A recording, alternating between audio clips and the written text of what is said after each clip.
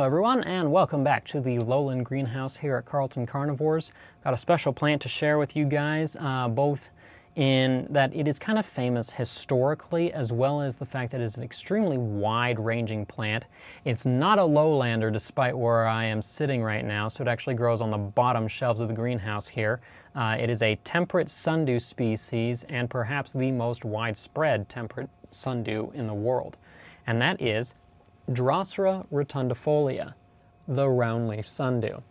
These guys are a circumboreal species, but in addition to that are also found in a couple other places. Meaning, first off, they are found basically all around the entire northern temperate hemisphere. There's a couple populations of these guys actually that grow in my state of Colorado. I am hoping to be able to go and film one or two of them later this summer. No promises, but I'll try.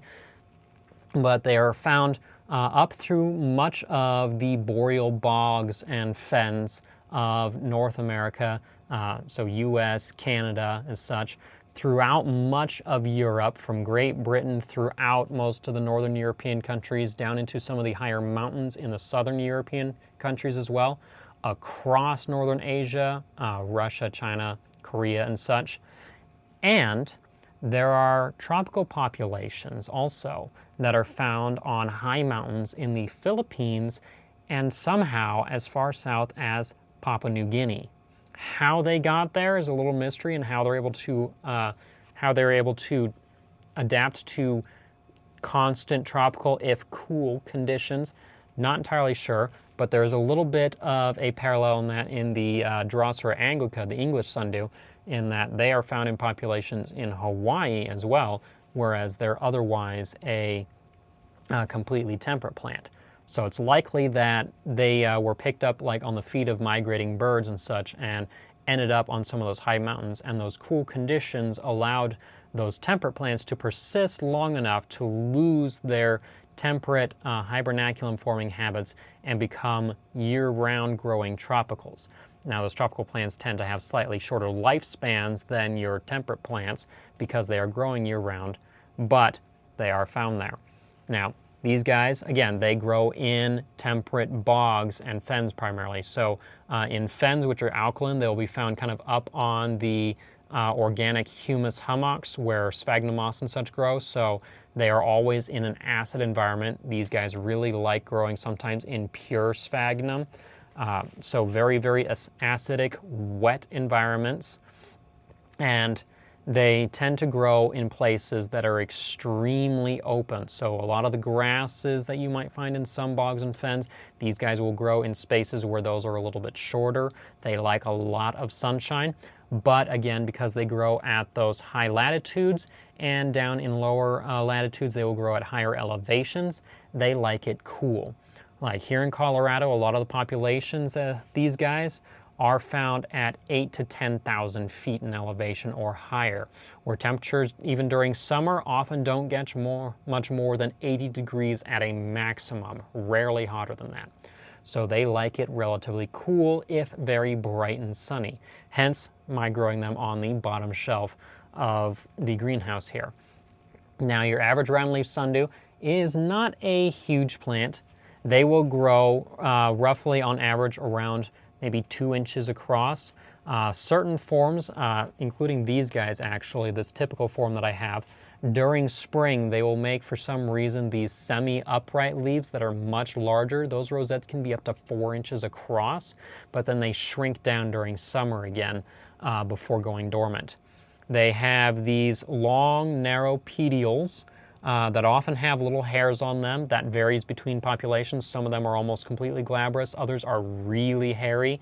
I've got a couple other forms. They don't all look very good right now because they're either just coming out or just going into dormancy. But so some of them are very glabrous. Some of them are very hairy.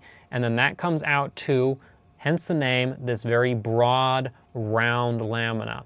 Now, a key trait of this species that is kind of distinguishable from other species like capillaris, which in some places they almost grow intermingled with in the northern end of capillaris range on the eastern seaboard.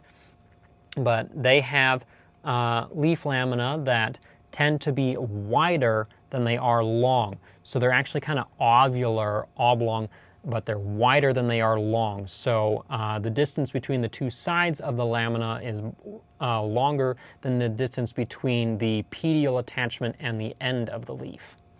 The early spring leaves may cause that to vary a little bit because they tend to be a little bit more elongate, almost broadly teardrop shaped, but they still have very, very wide lamina generally.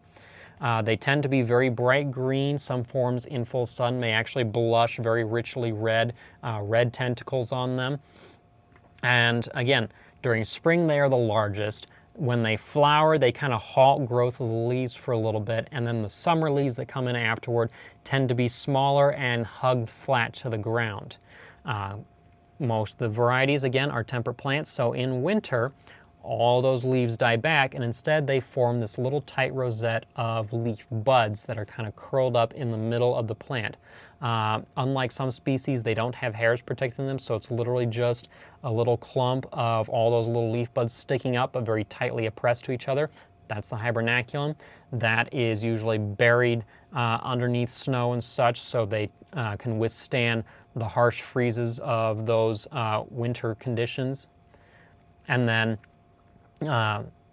once winter passes, springtime comes, they start growing again, and their flower stalks, as you can see, they are quite large relative to the plant. They grow up, they can be up to 6, 8, 10 inches tall. Those flower stalks are pretty much completely devoid of hairs or glands or anything, completely glabrous, and they will form anywhere from 2 to 12 or more buds. Each of those produces a single small white flower with kind of elongate ovular petals. They're not very showy, and they usually only last one day. And oftentimes they're only open briefly in the morning on very sunny days. In the greenhouse, that means if you got bright enough lights, they'll open in the morning for a couple hours, but then if you come in at like noon or later, they'll already be closing up and shriveling up. They will self-pollinate, but of course, preferably if they can, they will cross-pollinate, attracting small flies and such to come in. And then that will form a little tiny ovular seed pod that will eventually turn brown, break open. They have these slender, kind of filiform seeds, very different from some of the other like North American temperate sundews that have these little tiny ovular short seeds. These guys are very long and slender. That carries over into their related species, Anglica. Those seeds generally require a cold stratification period of between 6 to 8 weeks of cold conditions before they will sprout. So those, you'd sow them on soil, put that pot into the fridge, or wrap it in a moist paper towel, stick it in a little baggie, stick it in the fridge for 6 to 8 weeks, and then bring it out, sow those on the soil, and they start sprouting. Now, this species has quite a history in just botanical history in general, as well as cultivation. This is the species of plant that was used by Charles Darwin to prove that plants could actually be carnivores, that would actually eat meat. Before that, there was a thought that these guys simply they had sticky leaves maybe to protect themselves, or simply because they were to look pretty. There are some places that actually use the leaves of these and butterworts and such in Northern Europe to curdle milk. The enzymes in the dew there will actually make the milk clump together, and that will produce a dessert that they use up there. Or they will use them, supposedly they have some antibacterial and anti-inflammatory properties, allegedly. Not a whole lot of hard proof on this, but they would often, especially in the far north of Europe, reindeer herders would actually use them to treat sores on the udders of their reindeer. But they weren't believed to be carnivorous for a while because famously, Carl Linnaeus, the father of taxonomy, often claimed that to call a plant a carnivore, that it would eat meat, would be an affront to the natural order as ordained by God. And Charles Darwin came along and used these guys to prove that Linnaeus and that whole idea was a load of hooey. These plants produce enzymes, and they will digest small insects and other organic materials and do obtain nutrients that help them grow. And these guys were commonly grown in Darwin's greenhouses. He was fascinated with this species in particular. He spent months years studying these guys, proving that when they are fed, they actually grow better, produce more seeds and such, and was even quoted in a letter that he wrote that he cared more about the history of Drosera than the origin of all species on Earth, which is a huge thing coming from the father of the theory of evolution, or at least one of the fathers. If you know the history behind that, that might be for another video, but there was another person who kind of came up with the same theory at the same time. Darwin just got published sooner. But he used these guys to prove that plants can be carnivores. And in the greenhouse, they're relatively easy plants to grow as long as you provide them with a handful of specific criteria. One, again, they like full sun, so the stronger a light you can provide them, the happier they will be. Lots of light means lots of energy for them to grow. But at the same time, they can't be too hot. They prefer temperatures below 80 degrees Fahrenheit pretty much all year round, during summer when they're growing, and then of course during winter when they're dormant, they go in the fridge. So these guys, even the tropical forms, need to be kept preferably below 80 degrees Fahrenheit, below 85 especially, at all times. Otherwise, you may see them collapse back and die off. Sometimes they will form a very weak hibernaculum during summer, and if that happens, it's best to put them in the fridge for a couple months as well.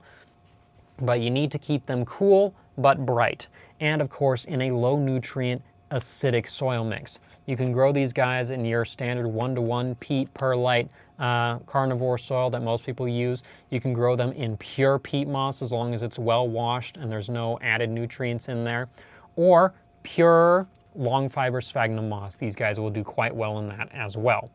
As long as it is kept moist and it is acidic, these guys will even tolerate flooding in the soil occasionally, just as long as it's wet. Feed them on occasion to produce the best flower stalks and the best growth, of course, and as soon as they go dormant, you see those hibernacula, you want to take either the whole pot or just the plants that are going dormant, pull them out, and stick them into the refrigerator. Not the freezer. You don't want to freeze them because then they might desiccate during that period, or if they're not fully ready to be dormant, even if they've got the hibernaculum, those immediate changes to frost, to freezing conditions, may actually kill the whole hibernaculum off.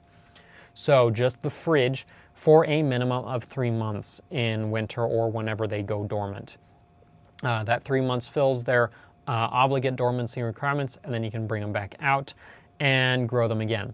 If you want to grow them outdoors, because again, they are temperate plants, so they might grow with Sarracenia and such.